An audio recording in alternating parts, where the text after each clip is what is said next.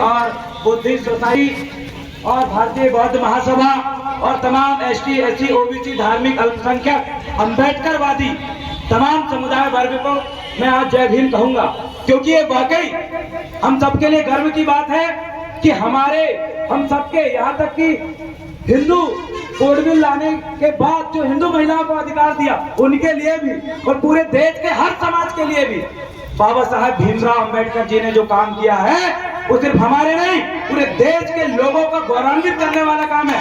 हर किसी को हक अधिकार दिलाया उन्होंने। लेकिन आज आप देखिए, आज हमारे बीच में कितने समुदाय हैं, कितने संगठन है, कितने नेता है और कितने समाज सेवक है जो जय भीम तो बोलते हैं, नीला गमछा तो डालते हैं, पीला गमछा तो डालते हैं, समय आने पे हमारे लोगों के सामने दरियादिली तो बताते हैं, लेकिन आज कहां गए वो लोग? क्या उन्होंने बाबा साहब की प्रतिमा पे माल्यार्पण नहीं किया? क्या उन्होंने रैली नहीं निकाली? क्या उन्होंने आज के दिन जय भीम नहीं बोला? आपको और हम सबको ये समझना पड़ेगा कि कौन सा संगठन आपके लिए मरने को तैयार है और कौन सा संगठन आपको बेचने के लिए तैयार है। बेचने वाले लोग अंदर बैठे हुए हैं और वो ये प्लानिंग बना रहे हैं कि अब 9 महीने बाद आपको कैसे बेचे। वो ये प्लानिंग बना रहे हैं कि ये जो समाज है, ये बिकने वाली समाज है उनकी नजरों में। मेरे साथियों, बाबा साहब भीमराव अंबेडकर जी के कदम चिन्ह पर चलने वाले बहुत सारे साथी यहाँ पर है और मैं मान्यवर कांचीराम जी की उस बात को बार बार दोहराता हूँ। मैं मानता हूँ मान्यवर कांचीराम जी ने कहा था कि आपको इस समाज के हर एक अधिकारी कर्मचारी को, चाहे वो कितना ही बड़ा अधिकारी हो, व्यापारी हो, उसको अपनी समाज को ना बिकने वाली समाज बनाना है। ना बिकने वाली समाज जिस दिन आपने बना दिया तो अभी भाई चंद्रशेखर आजाद दिल्ली में चिल्लाते हैं कि एक जो कौम है ये राज करने के लिए पैदा हुई है, गुलामी करने के लिए नहीं। और राज करने वाली अगर समाज बनाना है तो ना बिकने वाली समाज आपको तैयार करना पड़ेगा। और वो तैयार करने के लिए ऐसे मंचों में बैठने से नहीं होगा, रैली निकालने से नहीं होगा। आपको अपना काम करते हुए 1 घंटे का समय निकाल के घरों घर जाके बाबा साहब अंबेडकर जी के और मान्यवर कांचीराम जी के विचारों को अंतिम व्यक्ति के दिमाग में आपको डालना है, तब जाके ना बिकने वाली समाज बनेगी। क्योंकि आप ये गर्व करो, मैं बार बार बोलता हूँ, हमारे पुलिस अधिकारी बैठे हुए हैं, चाहे वो दलित हो, आदिवासी हो, धार्मिक अल्पसंख्यक हो, ओबीसी वर्ग से हो, आपके कंधे पे जो वर्दी है, अगर संविधान नहीं होता तो आप महसूस करो कि आपके कंधे पे वो वर्दी होती। या फिर वर्ण व्यवस्था को मानने वाले सिर्फ क्षत्रिय वर्ग के लोग, क्षत्रिय वर्ग, क्षत्रिय के वर्ण व्यवस्था के अनुसार, मनुस्मृति के अनुसार जो क्षत्रिय है उसी के कंधे पे वर्दी होगी। लेकिन आप महसूस करो, बाबा साहब ने अकेले उस समय अपनी पूरी संतान को, अपने पूरे परिवार को इस समाज के लिए कुर्बान कर दिया और आपके लिए अधिकार लाया। ये आपको धन्यवाद करना चाहिए। अगर आप आज कलेक्टर, एसपी बने हो, पुलिस अधीक्षक बने हो, आप टीचर बने हो, आप उस लायक नहीं थे, क्योंकि यहाँ का एसटी, एससी, ओबीसी मनुस्मृति के अनुसार होते तो शूद्र को उनके घर, उनके गंदगी साफ करने का काम वो लोग देते थे। कर्म करो, बाबा साहब अंबेडकर ने आपको इस लायक बनाया कि आज आप अधिकारी बने हो। और कई लोग घर में टीवी और बीवी में खुश हैं, उनको वो याद करना चाहिए, क्योंकि आने वाले समय में अभी एक गाना बज रहा था कि पूरा देश बेच डाला। आने वाले समय में वो विक्रेता वाला गाना सही साबित होगा और जो लोग घर में टीवी और बीवी में खुश हैं, सबसे पहले वो लोग गुलाम होंगे। ये लोग तो बाबा साहब के मिशन के लिए कुर्बान हो जाएंगे, मर जाएंगे, लेकिन झुकने वाले नहीं है।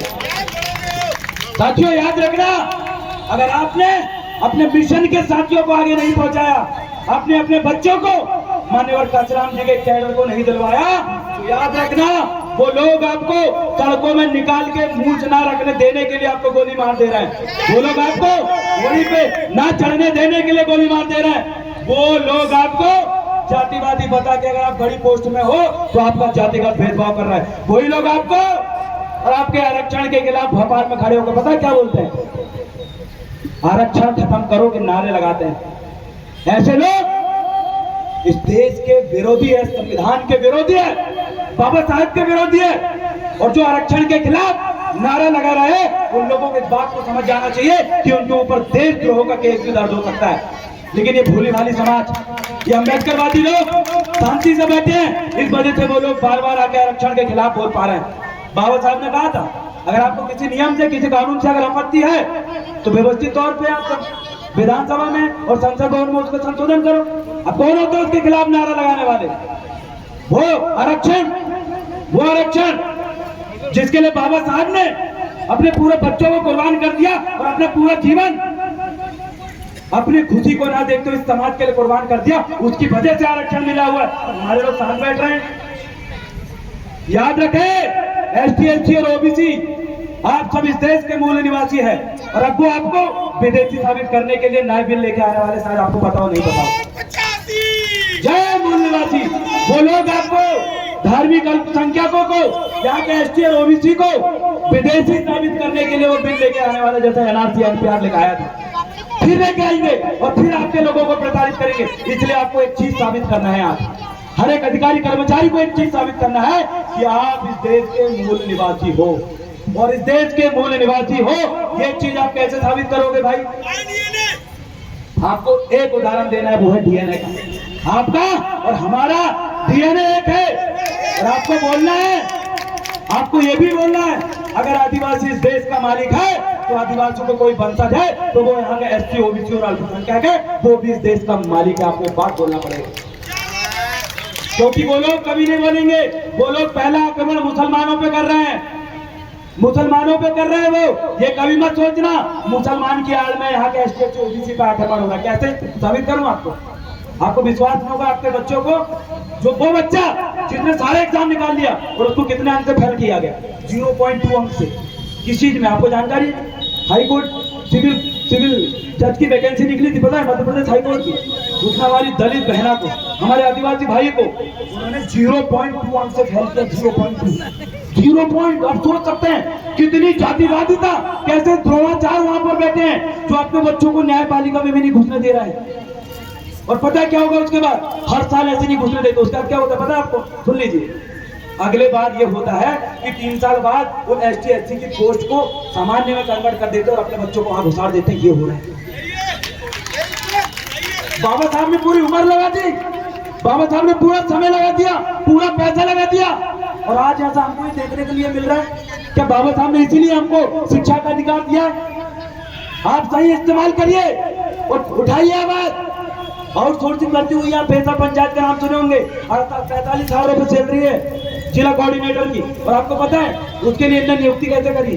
नियुक्ति संवैधानिक तौर पे होनी चाहिए थी, लिखकर और इंटरव्यू के माध्यम से नियुक्त होना चाहिए था जो जितना कैपेबल है। लेकिन इन लोगों ने ऐसा नहीं कर पाया। क्या पीछे के दरवाजे से उनको नियुक्त किया गया जो आरएसएस संघ के प्रचारक और अभी पूरे 45,000 रुपए सैलरी दे रहे हैं। सोच के देखिए, 45,000 मायने रखता भैया। पीछे के दरवाजे से सबकी नियुक्ति करी है और उसका अभी पूरा विपक्ष ने जब सवाल पूछा जवाब नहीं दिए।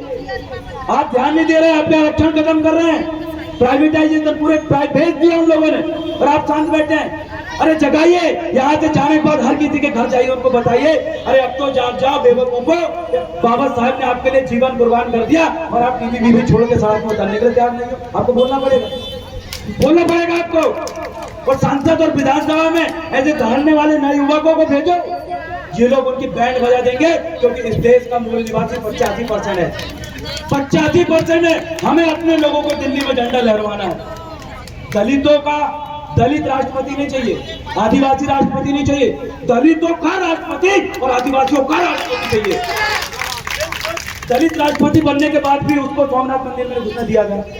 दलित राष्ट्रपति नहीं चाहिए। अरे दलितों के लिए काम करने वाला राष्ट्रपति दो, आदिवासियों के लिए काम करने वाला राष्ट्रपति दो। ओबीसी प्रधानमंत्री नहीं चाहिए हमें, ओबीसी प्रधानमंत्री नहीं, ओबीसीओ का प्रधानमंत्री चाहिए जो उनके लिए आवाज उठा सके। कि बेवकूफ बन रहे हैं और हम बेवकूफ बनेंगे नहीं।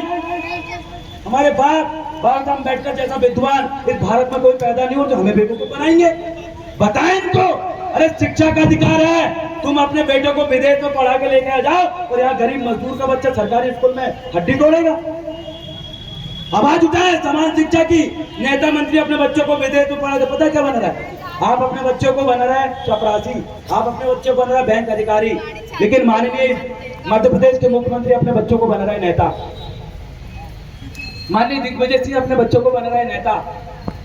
और बड़ी बड़ी वो लोग नेता क्यों बना रहे हैं? उनके बच्चों को बड़े पढ़े लिखे व्यापारी क्यों नहीं बना रहे, अधिकारी क्यों नहीं बना रहे? क्योंकि उनको पता है कि अगर आपको राज करना है तो अपनी विचारधारा के लोगों को सत्ता में बिठाना होगा, तब जाके राज करने वाली कौन पैदा होगी। ये तो ये लोग हमेशा गुलाम रहेंगे। वो लोग बोलते हैं कि राजनीति बुरी चीज है, इसमें मत जाना, अरे आदिवासियों, अरे दलितों, अरे ओबीसी, अरे मुस्लिम भाइयों, राजनीति में मत जाना। आपको ये बोल बोल के वो लोग राज कर रहे हैं और हम लोग बेवकूफ बन गए। याद रखें माननीय काशीराम जी के विचार को और पहचाने। दान कभी बेकार लोगों को मत दो, दुश्मनों को मत दो, दसने वाला उस व्यक्ति को कभी दान मत दो, वो आपके अधिकार खत्म कर रहा है। मतदान भी उस व्यक्ति को दो जो आपके लिए कुर्बानी चाहता है, आपके लिए कुर्बान होना चाहता है। दान, मतदान और सम्मान भी उसी को दो। आपकी और हमारी आज की हालत इसलिए है क्योंकि आपने दान और मतदान और सम्मान आपके दुश्मनों को दिया है। अरे पहचानो दुश्मनों को और बोलो जय जय जय जय जय भीम।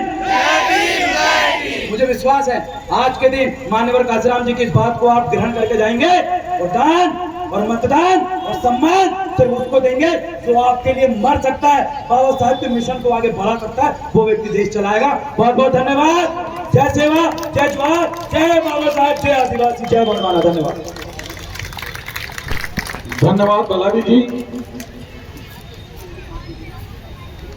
इसके पश्चात मैं आदरणीय दुर्गा प्रसाद मसराम जो नगर अध्यक्ष है गोंड समाज महासभा के, मैं उनको आमंत्रित करता हूँ।